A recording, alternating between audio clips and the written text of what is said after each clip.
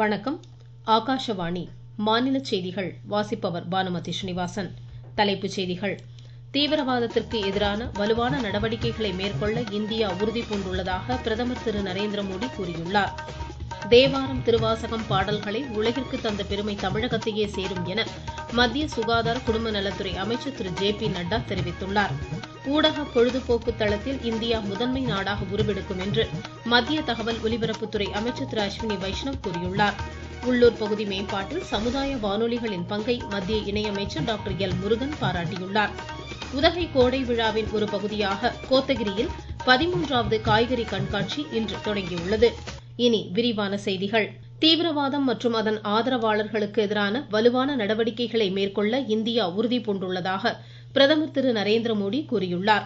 புதுடெல்லி வந்துள்ள அங்கோலா அதிபர் லாரன்கோவுடன் இருதரப்பு பேச்சுவார்த்தைகளை இன்று மேற்கொண்ட பின்னர் உரையாற்றிய அவர், அந்நாட்டின் ராணுவ மேம்பாட்டிற்கு $200 மில்லியன் நிதியுதவியை இந்தியா வழங்கும் என்றார்.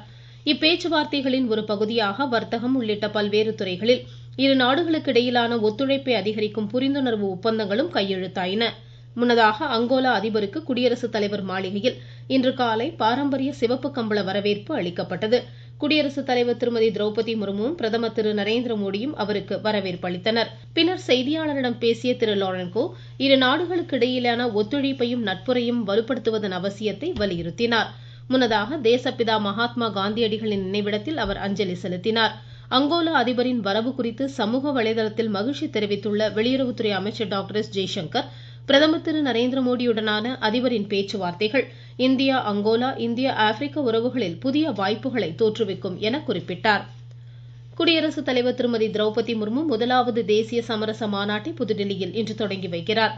மத்திய சட்ட அமைச்சர் திரு அர்ஜுன் ராம் மெஹ்வால், உச்சநீதிமன்ற தலைமை நீதிபதி சஞ்சீவ் கானா, மத்திய அரசின் தலைமை வழக்கறிஞர் ஆர். வெங்கட்ரமணி உள்ளிட்டோர் பங்கேற்கும் இம்மாநாட்டில் நீதிமன்றங்களில் நிலுவையில் உள்ள வழக்குகளை விரைந்து முடிப்பதில் மாற்று ஏற்பாடுகள் குறித்து விவாதிக்கப்படும். தேவாரம் திருவாசகம் பாடல்களை உலகிற்கு தந்த பெருமை தமிழகத்தையே சேரும் என மத்திய சுகாதார குடும்ப நலத்துறை அமைச்சர் திரு ஜே.பி. நட்டா தெரிவித்துள்ளார். சென்னை அருகே திருக்கயிலாய தர்மாபுரம் ஆதீனத்தில் நடைபெற்ற 6வது சர்வதேச மாநாட்டில் இன்று உரையாற்றிய அவர், தமிழகத்தின் கலாச்சாரத்தோடு சைவ சித்தாந்தம் வேரூன்றியுள்ளதாக குறிப்பிட்டார். தத்துவத்துடன் சைவ சித்தாந்தமும் இணைந்து புனிதமான கலைகளையும் கோவில் திருப்பணிகளையும் முன்னெடுத்து செல்வதாக கூறினார். சைவ சித்தாந்தம் தொடர்புடைய ஆன்மீக நிறுவனங்கள் தத்துவ மார்க்கத்தின் கலங்கரை விளக்கமாக திகழ்வதாகவும் அமைச்சர் எடுத்துரைத்தார். தெய்வீக சக்தியை போதித்து மனதுருகும் பாடல்களை அப்பர், சுந்தரர், திருஞான சம்பந்தர் படைத்ததையும் பாராட்டினார். சைவ சித்தாந்தம் தொடர்பான செய்திகள் மனிதகுலத்தை மேம்படுத்தும் என்றும் அவர் குறிப்பிட்டார். பாகிஸ்தானிலிருந்து நேரடி மற்றும் மறைமுக இறக்குமதிக்கு தடை விதித்து மத்திய அரசு உத்தரவிட்டுள்ளது. தேச பாதுகாப்பு மற்றும் பொதுநலன் கொள்கை அடிப்படையில் இம்முடிவு எடுக்கப்பட்டுள்ள நிலையில் இந்த தடை உத்தரவு உடனடியாக அமலுக்கு வருவதாக தெரிவிக்கப்பட்டுள்ளது. நாட்டின் ஊரக பகுதிகளில் விளையாட்டுத்துறை மேம்பாட்டிற்கு மத்திய அரசு அர்ப்பணிப்புடன் செயலாற்றுவதாக மத்திய விளையாட்டுத்துறை அமைச்சர் டாக்டர் மன்சுக் மாண்டவியா தெரிவித்துள்ளார். அருணாச்சல பிரதேச மாநிலம் காம்லே மாவட்டத்தில் கேலோ விளையாட்டுகளுக்கான பன்முக வளாகத்தை இன்று தொடங்கி வைத்து பேசிய அவர், நாட்டில் உள்ள இளம் திறன்களை கண்டறிந்து மேம்படுத்துவதற்கான பிரதமரின் தொலைநோக்கு திட்டத்தை இது பறைசாற்றுவதாக எடுத்துரைத்தார். தினசரி வாழ்வில் ஆரோக்கியம், உடல் வலிமை, விளையாட்டின் அவசியத்தை அமைச்சர் சுட்டிக்காட்டினார். சர்வதேச பத்திரிகை சுதந்திர தினம் இன்று கடைபிடிக்கப்படுகிறது. பத்திரிகை சுதந்திரம் மற்றும் ஊடகத்துறையில் செயற்கை நுண்ணறிவின் தாக்கம் மற்றும் துணிச்சலுடன் செய்திகளை வெளியிடுவது உள்ளிட்ட இந்த ஆண்டின் கருப்பொருளுடன் பல்வேறு நிகழ்ச்சிகள் நடைபெறுகின்றன. மக்கள் தொடர்பு மற்றும் உரிமைகளை பாதுகாப்பதில் பத்திரிகைகளின் பங்கை எடுத்துரைக்கும் வகையில் இந்நாள் கொண்டாடப்படுகிறது. நீங்கள் கேட்டுக்கொண்டிருப்பது ஆகாஷவாணியின் மாநில செய்தி அறிக்கை. வேவ்ஸ் உச்சி மாநாடு.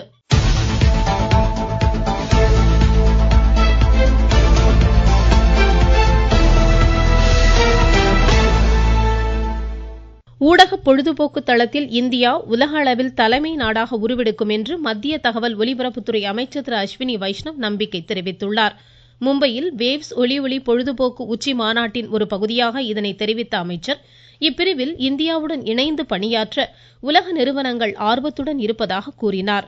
கூகுள், மெட்டா, மைக்ரோசாப்ட் நிறுவனங்கள் இந்திய படைப்பாற்றல் திறன் தொழில்நுட்ப கல்வி நிறுவனத்துடன் புரிந்துணர்வு ஒப்பந்தங்களில் கையெழுத்திட்டுள்ளதை அமைச்சர் சுட்டிக்காட்டினார். 400 கோடி ரூபாய் செலவில் மும்பையில் ஏற்படுத்தப்பட உள்ள இந்த உயர்கல்வி நிறுவனம் வரும் காலங்களில் IIT, IIM மையங்களுக்கு இணையாக உருவெடுக்கும் என்றார். இந்நிலையில் வேவ்ஸ் 3ஆம் நாளான இன்று தேச கட்டமைப்பில் சமுதாய வானொலிகளின் பங்கை மத்திய தகவல் ஒலிபரப்புத்துறை இணையமைச்சர் டாக்டர் எல் முருகன் பாராட்டியுள்ளார். சமுதாய வானொலி குறித்த தேசிய கருத்தரங்கில் இன்று உரையாற்றிய அவர் கலாச்சாரத்தையும் உள்ளூர் மேம்பாட்டையும் அவை முன்னெடுத்து செல்வதாக பாராட்டினார். சிறப்பாக செயல்பட்ட சமுதாய வானொலிகளுக்கு விருதுகளை வழங்கி அமைச்சர் கௌரவித்தார். தொடர்ந்து நாட்டின் பொருளாதார வளர்ச்சியில் ஊடக பொழுதுபோக்குத்துறையின் பங்களிப்பு குறித்த கையேடும் வெளியிடப்படுகிறது. 2027ஆம் ஆண்டில் நாட்டின் வளர்ச்சி விகிதத்தில் ஊடக பொழுதுபோக்கின் பங்களிப்பு 7% அதிகரிக்கும் என்று மதிப்பிடப்பட்டுள்ள நிலையில் புதுப்பிக்கப்பட்ட தரவுகளுடன் இந்த கையேடு உருவாக்கப்பட்டுள்ளது.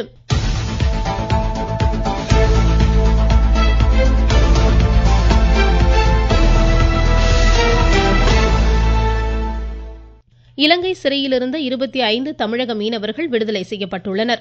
எல்லை தாண்டி மீன்பிடித்ததாக கூறி ராமேஸ்வரத்தைச் சேர்ந்த இம்மீனவர்களை இலங்கை கடற்படையினர் கடந்த பிப்ரவரி மாதம் 23ஆம் தேதி கைது செய்த நிலையில் முதலமைச்சர் திரு மு.க. ஸ்டாலின், மத்திய வெளியுறவு அமைச்சகத்தின் நடவடிக்கைகளால் இவர்கள் விடுதலை செய்யப்பட்டுள்ளனர். இதையடுத்து இம்மீனவர்கள் விமானம் மூலம் சென்னை அழைத்து வரப்படுவார்கள் என வெளியுறவுத்துறை அமைச்சகம் தெரிவித்துள்ளது. இதனிடையே கோடியக்கரைக்கு தென்கிழக்கே மீன்பிடித்துக் கொண்டிருந்த நாகை மாவட்டத்தைச் சேர்ந்த மீனவர்கள் மீது இலங்கை கடற்கொள்ளையர்கள் இன்று தாக்குதல் நடத்தியதில் 19 மீனவர்கள் பலத்த காயமடைந்துள்ளதாக எமது செய்தியாளர் தெரிவிக்கிறார். நாகை மாவட்டம் அக்கரைப்பேட்டை மீனவர் கிராமத்தினை சேர்ந்த 5 மீனவர்கள் கோடியக்கரைக்கு தென்கிழக்கே மீன்பிடித்துக் கொண்டிருந்த போது இலங்கை கடற்கொள்ளையர்கள் படகினை தடுத்து நிறுத்தி கத்தி முனையில் தாக்குதல் நடத்தினார்கள். அவர்களிடமிருந்த வலைகள், GPS கருவிகள், தளவாட பொருட்களை கொள்ளையடித்து சென்றனர். செருதூர் கிராமத்தினை சேர்ந்த மீனவர்கள் 7 பேரையும், வெள்ளப்பள்ளம் கிராமத்தினை சேர்ந்த 5 மீனவர்கள் மீதும் தாக்குதல் நடத்தி மீன்பிடி தளவாடங்களையும் பறிமுதல் செய்தனர். இந்நிலையில் இலங்கை கடற்கொள்ளையர்களின் தாக்குதலில் காயமடைந்த 19 பேர் நாகை அரசு மருத்துவக் கல்லூரி மருத்துவமனையில் சிகிச்சைக்காக அனுமதிக்கப்பட்டுள்ளனர். இலங்கை கடற்கொள்ளையர்களின் தொடர் தாக்குதல் சம்பவங்களுக்கு மத்திய மாநில அரசுகள் உடனடியாக நடவடிக்கை மேற்கொள்ள வேண்டும் என்பது மீனவர்களின் நீண்ட நெடிய கோரிக்கையாக உள்ளது. நாகையிலிருந்து செல்வன் ஜெபராஜ். மதுரை தமுக்கம் மைதானத்தில் அரசு பொருட்காட்சி நாளை தொடங்குவதாக எமது செய்தியாளர் தெரிவிக்கிறார். மதுரையில் செய்தி மக்கள் தொடர்பு துறையின் மூலம் ஆண்டுதோறும் நடத்தப்படும் அரசு சித்திரை பொருட்காட்சி தமுக்கம் மைதானத்தில் நாளை துவங்கி 45 நாட்கள் நடைபெறுகிறது. பொருட்காட்சியில் வருவாய் மற்றும் பேரிடர் மேலாண்மை துறை, வேளாண்மை மற்றும் உழவர் நலத்துறை உள்ளிட்ட 27 அரசு துறை அரங்குகளும், அரசு சார்பு நிறுவனங்கள் மூலம் 6 அரங்குகளும் அமைக்கப்படுகின்றன. அரங்குகளில் அரசு செயல்படுத்தி வரும் நலத்திட்டங்கள், அவற்றின் பயன்பெறும் விதிமுறைகள் குறித்து விழிப்புணர்வு ஏற்படுத்தும் வகையில் அரங்குகள் அமைக்கப்படுகின்றன. மேலும் பொழுதுபோக்கு அம்சங்கள் நிறைந்த தனியார் விளையாட்டு மற்றும் கேளிக்கை அரங்குகளும் அமைக்கப்பட்டு இருப்பதுடன் நாள்தோறும் இன்னிசை கலை நிகழ்ச்சிகளும் நடத்திட ஏற்பாடு செய்யப்பட்டு வருகிறது. மதுரையிலிருந்து எஸ். ரகுராஜா. உதகை கோடை விழாவின் ஒரு பகுதியாக நீலகிரி மாவட்டம் கோத்தகிரியில் 13வது காய்கறி கண்காட்சி இன்று தொடங்கியது. 2 நாட்கள் நடைபெறும் இக்கண்காட்சியில் தமிழர் பண்பாட்டை போற்றும் விதமாக பல்வேறு காய்கறிகளால் வடிவமைக்கப்பட்ட ஜல்லிக்கட்டு காளை, சிலம்பாட்டம், பட்டாம்பூச்சி உள்ளிட்டவை வியப்பூட்டுவதாக பார்வையாளர்கள் தெரிவிக்கின்றனர். இந்த 13th வெஜிடபிள் ஷோக்கு நாங்கெல்லாம் வந்திருக்கோம். இங்கே வந்து ஹார்ன்பில், பேண்டா, ஜல்லிக்கட்டு காளை, பைசன், கிளி, அந்த மாதிரி நிறைய அனிமல்ஸ் வந்து வெஜிடபிள்ஸில் செஞ்சுருக்காங்க. இது பார்க்கறதுக்கு ரொம்ப சூப்பராக இருக்குது. நாங்கள் சென்னையிலேருந்து வந்திருக்கோம். வெஜிடபிள்ஸ் கண்காட்சி நடந்துட்டு இருக்கு. ரொம்ப வியப்பாக இருக்கு பார்க்கறதுக்கு. ஜல்லிக்கட்டு காளையை வந்து அழகா வெஜிடபிள்ஸ்ல வச்சு சூப்பராக டெக்கரேட் பண்ணியிருக்காங்க. ஹாப்பியாக இருக்கும் நாங்கள் எல்லாருமே. கிருஷ்ணகிரி மாவட்டம் சூளகிரியில் கனமழை காரணமாக முட்டைக்கோஸ் அறுவடை பாதிக்கப்பட்டுள்ளதாக எமது செய்தியாளர் தெரிவிக்கிறார். கிருஷ்ணகிரி மாவட்டம் சூளகிரி சுற்று வட்டார பகுதிகளில் 2000 ஏக்கர் பரப்பளவில் முட்டைக்கோஸ் பயிரிடப்பட்டு தற்போது அறுவடை செய்து ஏற்றுமதி செய்து வருகின்றனர். இந்த நிலையில் கடந்த 3 நாட்களாக காற்றுடன் கூடிய கனமழை பெய்து வருவதால் முட்டைக்கோஸ் அறுவடை பாதிக்கப்பட்டுள்ளது. தற்போது அறுவடை பாதிக்கப்பட்டுள்ளதால் போதிய லாபம் இல்லாததால் இந்த பகுதியில் முட்டைக்கோஸ் விளைவித்த விவசாயிகளுக்கு பல லட்சம் ரூபாய் நஷ்டம் ஏற்பட்டுள்ளது என்று விவசாயிகள் தெரிவித்துள்ளனர். கிருஷ்ணகிரியிலிருந்து ராஜா சின்னத்தம்பி. காவிரி நீர்பிடிப்பு பகுதிகளில் பெய்து வரும் மழை காரணமாக மேட்டூர் அணைக்கு நீர்வரத்து இன்று வினாடிக்கு 3600 கனஅடியாக அதிகரித்துள்ளது. IPL 2020 கிரிக்கெட் போட்டியில் பெங்களூருவில் இன்றிரவு 7:30 மணிக்கு Royal Challengers Bengaluru Chennai Super கிங்ஸை எதிர்கொள்கிறது. மீண்டும் தலைப்புச் செய்திகள். தீவிரவாதத்திற்கு எதிரான வலுவான நடவடிக்கைகளை மேற்கொள்ள இந்தியா உறுதிபூண்டுள்ளதாக பிரதமர் திரு நரேந்திர மோடி தெரிவித்துள்ளார். தேவாரம், திருவாசகம் பாடல்களை உலகிற்கு தந்த பெருமை தமிழகத்தையே சேரும் என மத்திய சுகாதார குடும்ப நலத்துறை அமைச்சர் திரு JP நட்டா கூறியுள்ளார். ஊடக பொழுதுபோக்கு தளத்தில் இந்தியா முதன்மை நாடாக உருவெடுக்கும் என மத்திய தகவல் ஒலிபரப்புத்துறை அமைச்சர் திரு அஸ்வினி வைஷ்ணவ் கூறியுள்ளார்.